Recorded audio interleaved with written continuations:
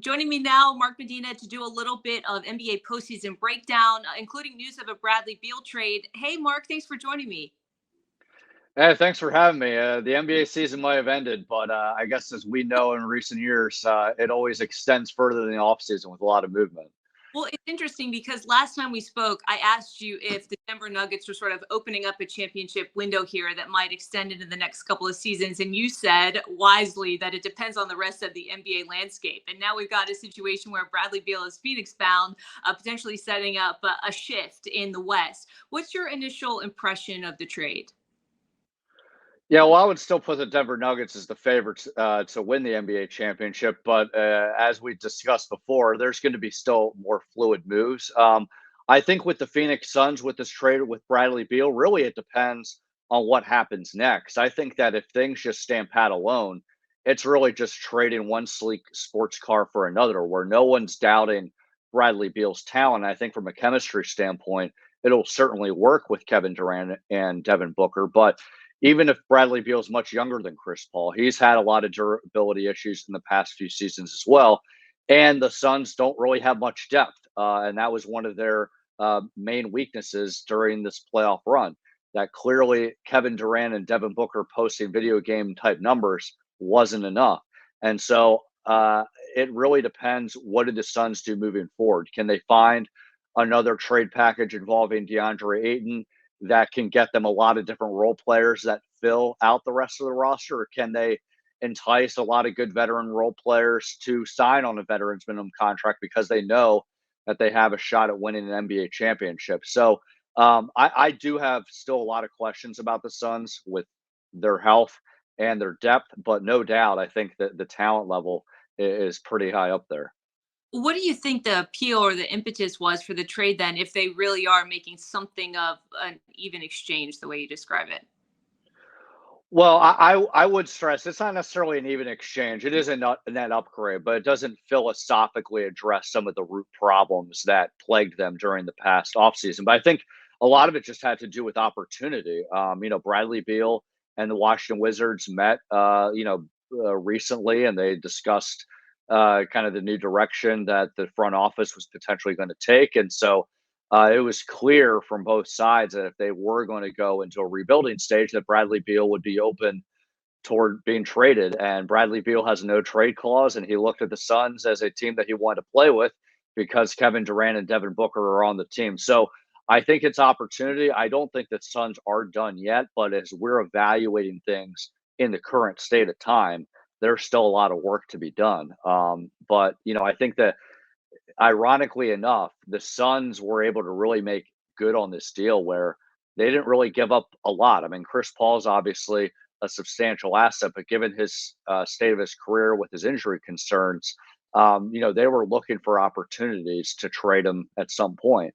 And then they only had to attach a few second round picks, Landry Shamet, and while the Washington Wizards, they're getting some pushback of, hey, could they have found another deal that would have gotten them a lot more return for Bradley Beal?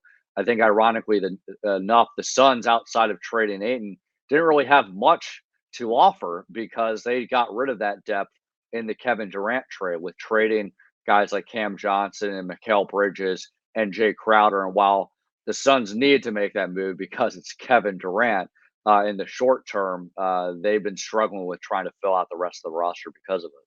So that initial trade, in your opinion, makes it more difficult for Phoenix to add to their depth than this trade with Beal. That this doesn't get in the way, in your mind, of adding another, key piece or two that will help them fill the rest of the roster out.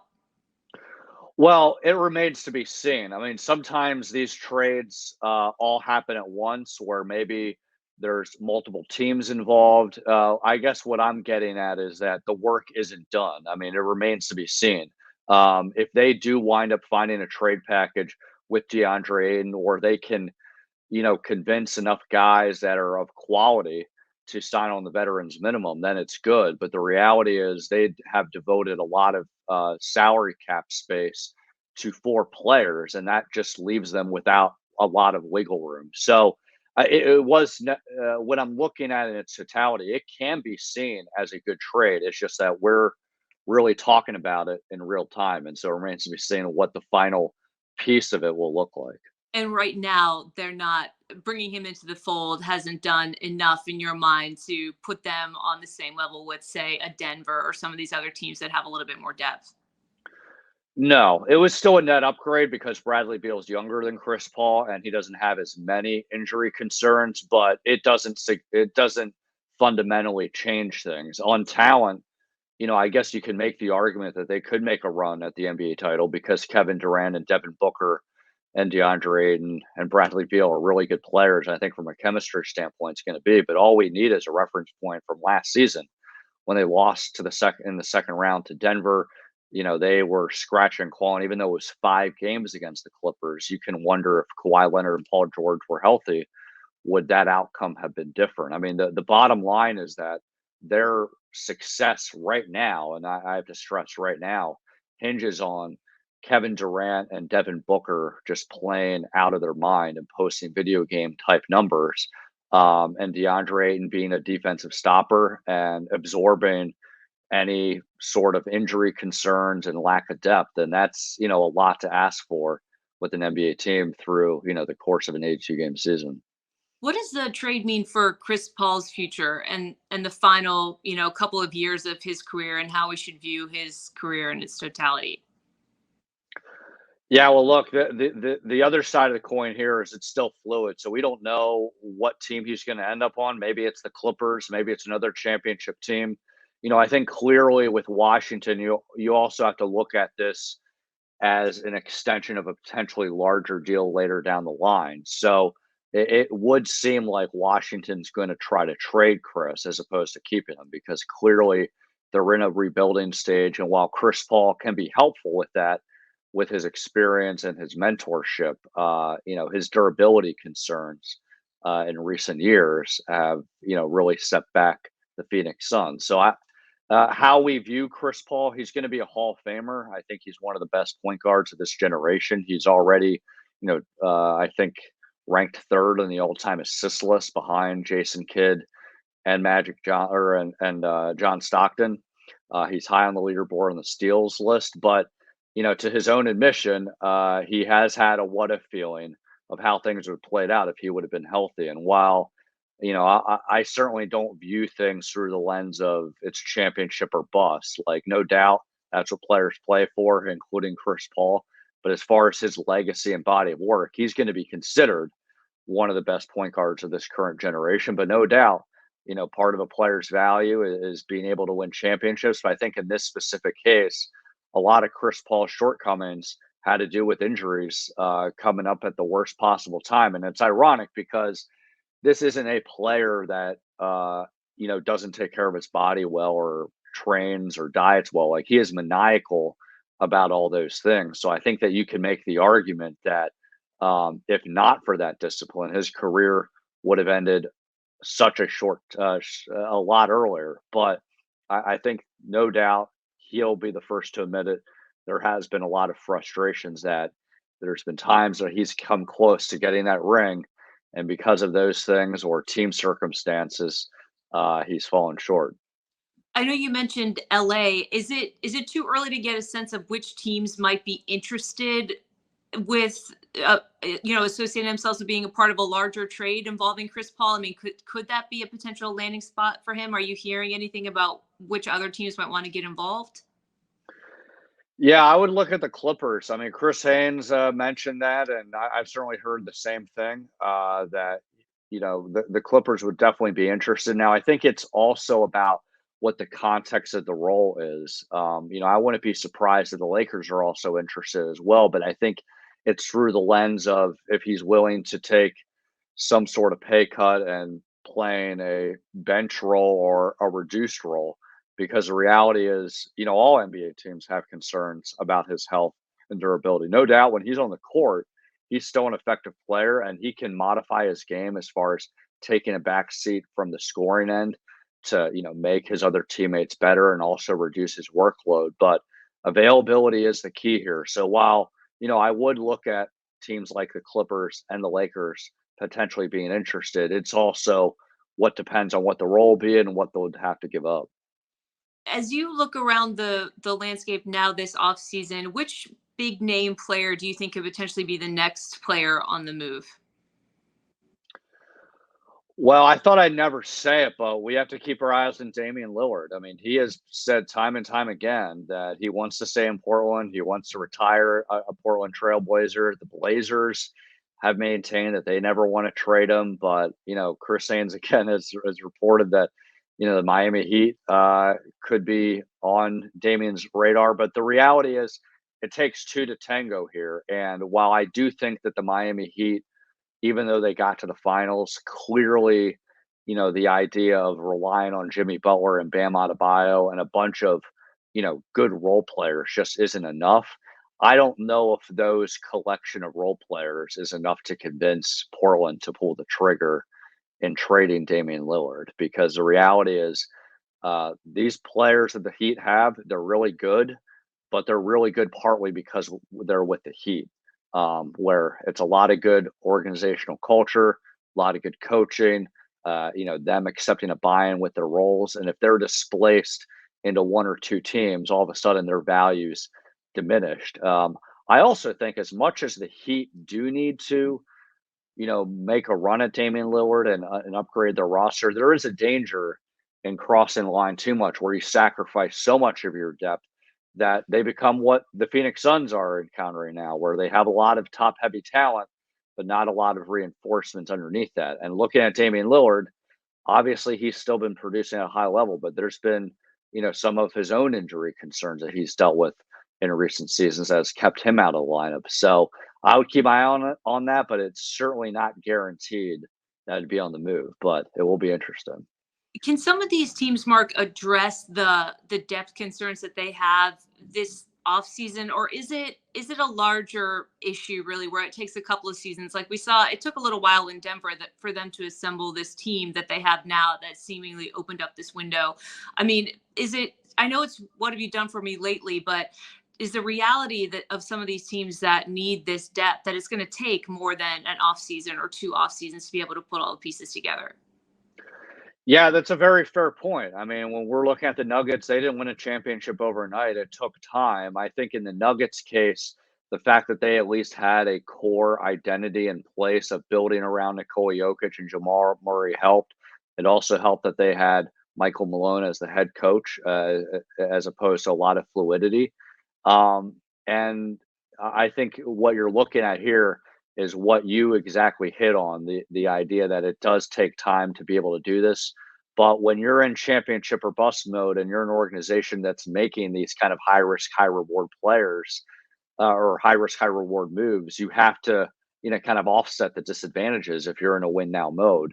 I think also the second thing is this is the product of, the CBA, right? Where it's become more and more challenging to build a roster around 3 stars. I think that because of what happened in Golden State, where they were savvy with their salary cap and they were able to have 4 stars and three, there's been more spending restrictions in hopes that there's competitive balance and equity among big and small markets. But because of that, if you're going to build a team, now it's become a paradigm where realistically, um, it's probably best to build around two-star players instead of three. But there are times where you feel like you can catch lightning in a bottle, like the Phoenix Suns are doing, and you have ownership that's willing to spend and absorb those luxury taxes that they say, you know what, the hell with it. We want to win a championship. But even with that, there still are, salary cap restrictions that you have to adhere to with building the rest of the roster out. So it's the ultimate roller coaster,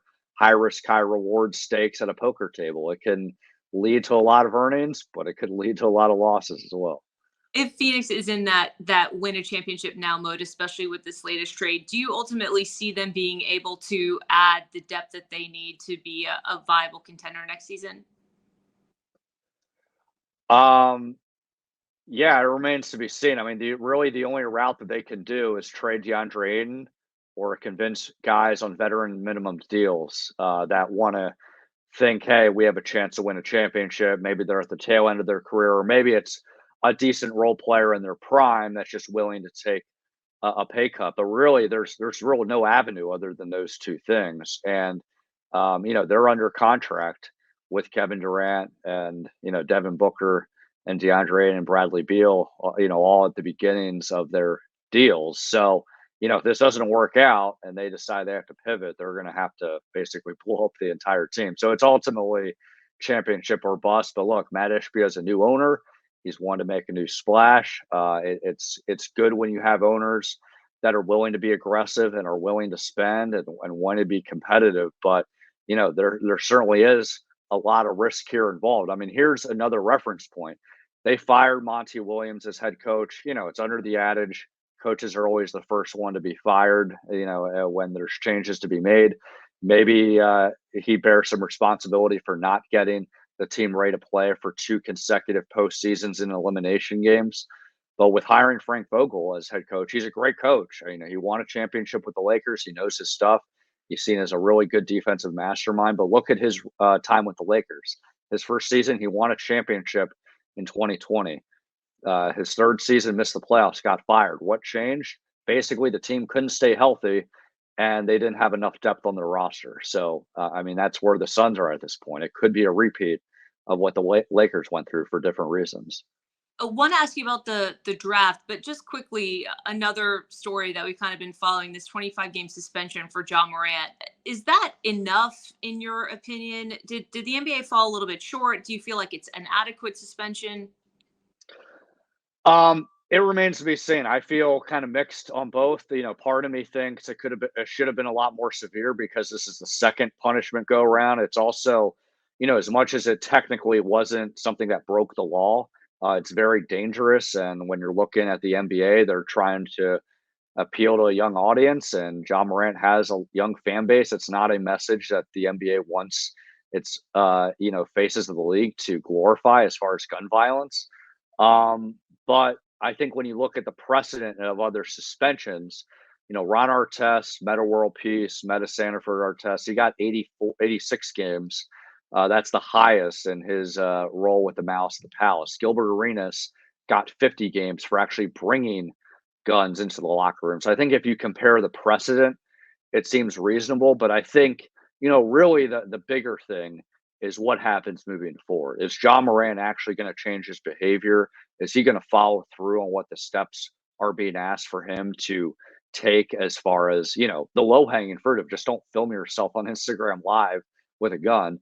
But the other, I think, deeper parts of, if he truly needs help and needs to seek counseling, is he being true to doing that? Is he, making sure that his circle of influence are positive influences? And also, at the end of the day, as much as he's a young player, he's an adult. Is he taking responsibility for his own actions? And then on the other side of the coin, with the NBA and the Grizzlies, or they have said in this statement that not only does he have to serve a 25-game suspension, but there are steps that he's going to have to follow through before being allowed to return to play. Will they hold Ja Morant accountable with that? And I felt all along with his initial suspension, I thought the initial suspension fell short. And I also felt the rhetoric from the NBA, the Grizzlies, and Ja Morant himself really missed the mark. It really just seemed like they're trying to, convey a lot of contriteness just through PR spin and words, and also really paint Ja Morant as a victim, as opposed to someone who's done a lot of, self-destructive and dangerous behavior that could have harmed others. So we'll see if this mulligan addresses things from all sides of the coin here. Yeah, I was going to say the sense that you get that the NBA maybe will be a little bit harsher on first offenses, particularly involving incidents surrounding guns with the current climate that we have and how dangerous this is to send these messages via social media to younger people. I mean, clearly they thought that what they did was enough, and then got bit by this second offense. Do you think that it does anything to change how they're going to view punishments for this sort of behavior moving forward, especially from young players who are, the face of their league? Well, look, it already changed with 8-game suspension, 25 games. I think that, the league, they always want to, when they have to discipline players, apply it case by case as well as that specific person.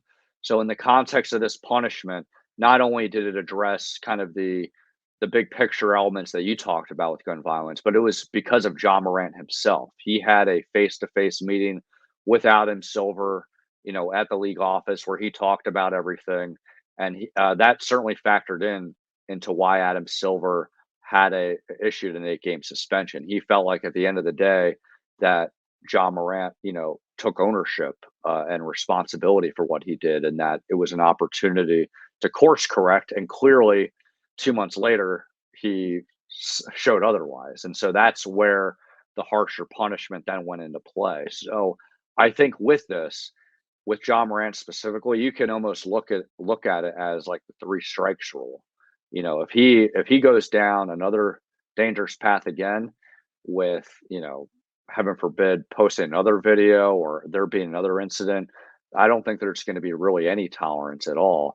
And I also think we have to keep in mind is that there are allegations that are outside of the NBA purview when it comes to civil suits that involve, allegations that, he was beating up a high school kid at his gym last summer. And if there's new information that comes out of those legal proceedings, the NBA very might take action with that. But in this specific punishment, the other allegations weren't factored in. It was strictly the IG live video behavior. I want to ask you about the NBA draft. Let's start with Victor Wembanyama in San Antonio. What kind of player are they getting? I mean, does he meet the hype? There's been a tremendous amount written about him, said about him. How do you view him as a player? Yeah, he certainly meets the hype, but I don't know if it's going to be enough to instantly transform the Spurs organization, assuming that the Spurs draft him. And I wrote a piece about this for Sportsnaut about kind of the interesting contradiction. The hype is real. He's considered an elite uh, center with a point guard skill set, and the executives around the league that I've talked to and different coaches and scouts, they really feel like he's the real deal as far as having all the skills that you need to thrive in the modern NBA with being able to be an athletic player, being able to have an outside shot, having a post game. He's a great defensive player. I think the bigger thing, he's coachable. He's about getting better. He's about elevating his teammates. But when I've asked people around the league, is this going to be enough to make the Spurs a playoff team next season? They think it's way too early. But it doesn't necessarily have anything to do with Victor Wembanyama. It has more to do with the fact that the Spurs just have a really young roster. And so there's inevitably been kind of the parallels and comparisons to Tim Duncan because he was that prize number one pick that the Spurs were able to get, after having an off season. But it entirely different context. The Spurs were a playoff contender up until the year before they drafted Duncan because David Robinson had some significant injuries. Same thing with Chuck Person. And then once Tim Duncan was drafted, David Robinson was back healthy. Same with Chuck Person. They had a veteran laden team that was used to playoff success. So they got to the second round in Tim Duncan's rookie season. They won a championship in the lockout shortened season during Duncan's second year. Here, the Spurs just have a bunch of young players. And while they do have cap space that could upgrade the roster this off season, there are expectations that at least for the first year, it's going to be about just getting everyone reps and, go through the learning curves that young teams experience.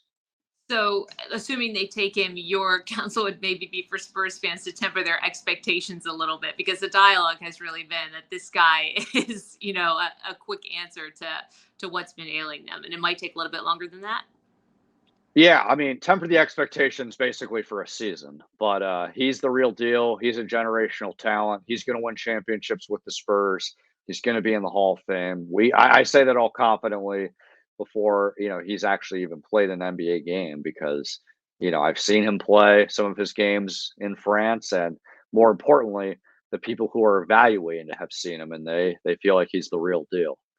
Do you have a sense of some other international players that might be really interesting upcoming that we should kind of be keeping our eye on? Not necessarily. It's been on Victor and Victor only. I mean, no doubt, the game has grown. It's become a global game. It's been more of an emphasis for, NBA teams to scour international markets for, possible talent. And while there certainly have been examples of, a Giannis Antetokounmpo and a Nikola Jokic being available in the draft. The reality is Nikola Jokic, for example, was the 41st pick in the 2014 NBA draft. And Tim Connolly, the executive vice president of basketball operations at the time, he told me years ago, if they knew that he would have been a two-time MVP, they would have tried to draft him a lot earlier in the draft. So I think the intriguing part is a lot of these international prospects are late first round picks, second round picks that frankly really no one knows about except for a lot of the scouts. But that's what makes it interesting. There's always those kind of diamonds in the roughs and gold mines that teams are trying to find. Mark Medina, thanks so much for your time. I appreciate it. And we'll be checking in with you over the course of the offseason as things develop. Appreciate it. Yeah, thanks so much. It was fun. Appreciate it.